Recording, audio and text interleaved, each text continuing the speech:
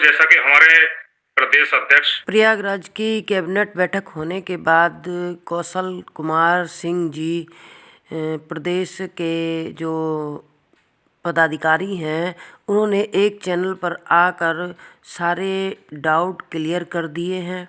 तो आप लोग पहले तो इनकी जो बातें हैं वो आप सुनिए, उसके बाद फिर मैं बताती हूँ कि इसका मतलब क्या है, इन्होंने ऐसा क्यों बोला है। तो आप सभी लोग पहले तो इनकी वीडियो सुने जो इन्होंने बोला है। हमारे संगठन के नेता आदरणीय शुक्ला जी द्वारा जो कहा गया है संगठन के बारे में सारी चीजें किस तरह से कार्य किया जा रहा है, और दूसरा जितने भी पदाधिकारी हैं आपके निर्देशन में कार्य कर रहे हैं, और हमें ये लग रहा है कि जल्द ही जो हमारी मुख्य समस्या है वो दूर होगी। दूसरा चीज, आपके चैनल के माध्यम से जिस तरह से शिक्षा मित्रों को जानकारियां मिल रही हैं, अभी हमारे अध्यक्ष जी ने कहा कि आपको धन्यवाद दे दिया जाए, तो धन्यवाद के लिए वाकई मिश्रा जी हमारे पास शब्द नहीं है, शब्द कम पड़ जाएंगे आपकी तारीफ करने में। क्योंकि जिस तरह से आपने पिछले सालों से शिक्षा मित्रों के जो कारवां है उसको हल्के हल्के आगे बढ़ाया है, शिक्षा मित्रों के अंदर जो एक मायूसी छाई हुई थी, आज सिर्फ वो ये सोचने में मजबूर है कि हमारा आदेश कब हो। तो जो स्थितियां हमारी थी वहां से निकल के आज हम यहाँ तक आए हैं। आज इस समय जो भी आपके चैनल पर हमारे शिक्षा मित्र साथी जुड़े हैं, कुछ जानकारी हम आपके इसके माध्यम से देना चाहेंगे। सबसे पहले आज सुबह से जो फोन आए हैं, एक तो श्रम विभाग का कहीं शब्द आया है, तो उस पर हम आपको बता दें, जो भी शिक्षा मित्र साथी हमारे सुन रहे हैं वो इस चीज को समझ लें, शिक्षा मित्र संविदा कर्मी की श्रेणी में नहीं आते हैं। और ये एक बार नहीं 10 बार अधिकारियों द्वारा बताया गया है। एक व्यवस्था है जिसके तहत हम संविदा कर्मियों के साथ अपने आप को जोड़ लेते हैं। शिक्षा मित्र की नियुक्ति समाज सेवी के रूप में हुई, जब भर्ती हुई थी बेसिक शिक्षा के द्वारा नियुक्त किए गए ये संविदा शिक्षक हैं, और आज जो इनको मानदेय मिल रहा है वो समग्र शिक्षा के अंतर्गत मिल रहा है, जिसमें 65% केंद्र सरकार के द्वारा दिया जाता है और 35% दिया जाता है राज्य सरकार के द्वारा। परियोजना अनुमोदन बोर्ड की बैठक होती है प्रत्येक वर्ष, उस बैठक के माध्यम से जो बजट है, बजट प्रस्तावित होता है राज्य सरकार के द्वारा, वहां वो उसको मंजूरी मिलती है। पहले साल में एक बार में ही बजट भेज दिया जाता था राज्य सरकार के लिए, लेकिन आज स्थितियां ये है कि 2 से 3 बार में बजट आता है। बजट आएगा, 35% राज्य सरकार अपना जो उपभोग लगाएगी, 35% खर्च करने के बाद में वो उपभोग जाएगा, उपभोग जाने के बाद अगली ग्रांट जारी होगी। तो मानदेय की बढ़ोतरी वृद्धि से संबंधित जो भी कार्य है आपके बेसिक शिक्षा विभाग के तहत होना है। इस दिमाग से निकाल दीजिएगा कि श्रम विभाग से कुछ होगा इसका। और सीधा ये है कि हम लोग पढ़े लिखे हैं, श्रम का मतलब क्या होता है, जो श्रम विभाग बनाया है वो किस लिए बनाया है, वो शिक्षकों को श्रम विभाग बना हुआ नहीं है। बेसिक शिक्षा के तहत आज अगर हम शिक्षकों में भी बात कर लें तो शिक्षक भी राज्य कर्मचारी नहीं है, वो बेसिक शिक्षा परिषद के तहत कर्मचारी हैं। तो इसलिए ये दिमाग से अपना निकाल दीजिए, श्रम विभाग आपका जल्द ही जो व्यवस्था है वो हो रही है, इधर उधर के चक्कर में ना पड़े कि श्रम विभाग या अन्य किसी विभाग के आपका जिस तरह से जो एक तरीका है कार्य करने का, उस तरीके से कार्य चल रहा है। दूसरा चीज, मानदेय वृद्धि जिसके लिए हम लगे हैं, आर्थिक रूप से मजबूत करने का जो प्रयास चल रहा है संगठन का, वो जल्द सफल होने के लिए है। उसमें समय लग रहा है, और हो सकता है जितना समय लग रहा है वो आपके लिए बेहतर हो। कुछ चीजें निकलने की संभावनाएं बन रही हैं मिश्रा जी, ये आने वाला समय ही आपको बताएगा कि शायद इससे बेहतर भी कुछ और निकल आए। मानदेय वृद्धि तो होगी, मानदेय वृद्धि के साथ हमारी कुछ समस्याएं भी जुड़ी हुई हैं, उसके साथ साथ शायद उसका निराकरण हो। तीसरी चीज, माननीय मुख्यमंत्री जी से मिलने का हम लोगों ने प्रयास किया, जैसे अभी आप कह रहे थे प्रयास किया, कुछ कारण थे। सबसे पहला कारण तो यही था जो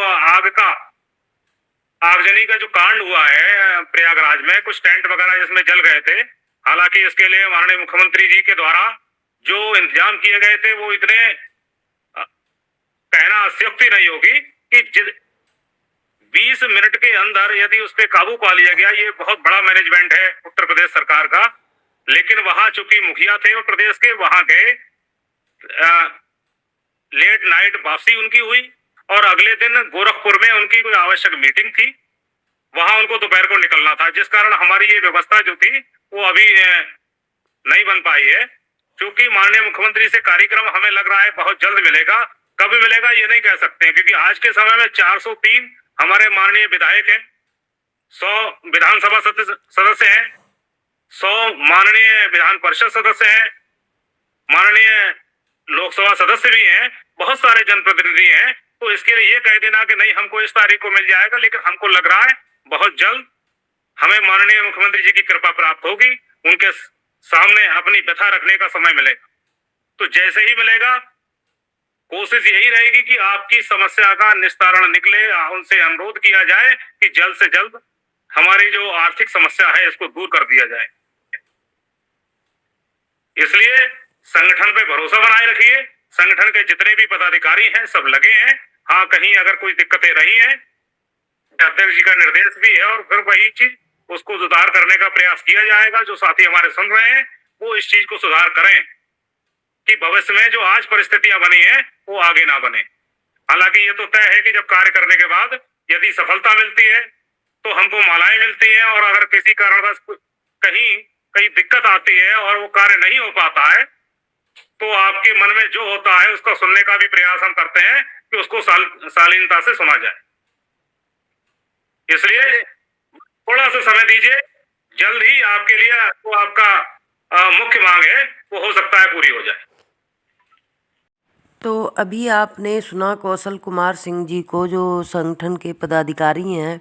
इन्होंने आप लोगों को बताया कि यह तो स्थायी होने की कोई ज़रूरत नहीं है और अभी कुछ नहीं हुआ है, आगे होगा। मानदेय और वेतन ये एक प्रक्रिया है, इसके लिए कोई कैबिनेट की बैठक की ज़रूरत नहीं है। तो शिक्षा मित्रों का प्रस्ताव तैयार है, वो कभी भी बाहर आ सकता है। तो आप लोगों को समझना होगा कि परेशान होने की ज़रूरत नहीं है, और ना ही आप किसी भी मंत्री, विधायक या सांसद या किसी संगठन के पेज पे जाके आप उल्टे सीधे कमेंट करेंगे, क्योंकि इससे ये क्लियर होता है कि शिक्षा मित्र हमारी नहीं है और फिर सरकार को मौका मिल जाएगा ये सब कहने का। तो कौशल कुमार सिंह जी ने एक बात और बताई थी श्रम विभाग की। तो शिक्षा मित्र श्रम विभाग से नहीं है, उनका एक अलग है। और एक आदेश और हुआ है अभी कि एक विद्यालय में सिर्फ 2 ही शिक्षा मित्र रहेंगे। तो कहीं ना कहीं कोई ना कोई प्रक्रिया तो चल ही रही है, इसीलिए तो ये आदेश हो रहे हैं। क्योंकि मैंने देखे कई विद्यालयों में 3 भी हैं, 4 भी हैं शिक्षा मित्र, वो कैसे लगे हुए हैं, वो कैसे काम कर रहे हैं।